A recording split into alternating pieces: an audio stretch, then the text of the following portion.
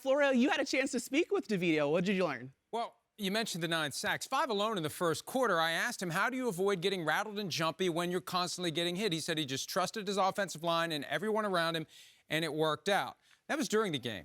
After the game, it didn't work out.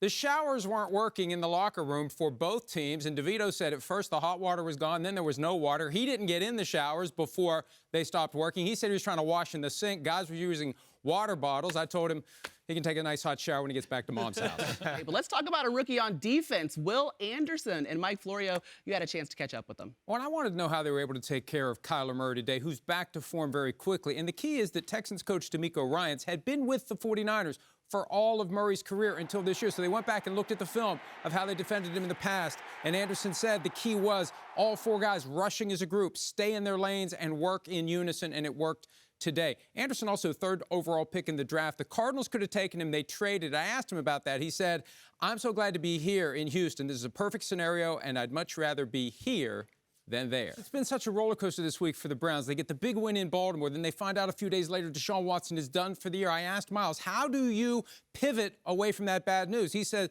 we do it for Deshaun. Empty the tank for your guy because that's what he would do for us. He's so driven, so focused, so invested in this team, we'd be remiss if we didn't give our very best for him. And you look at what the Browns are doing in winning these games and how Garrett is playing. League MVP is a possibility for Garrett. There hasn't been one on the defensive side of the ball since Lawrence Taylor in 1986. I asked him about it. He said, look, I'm just trying to win a Super Bowl. Anything else would be cherries on top.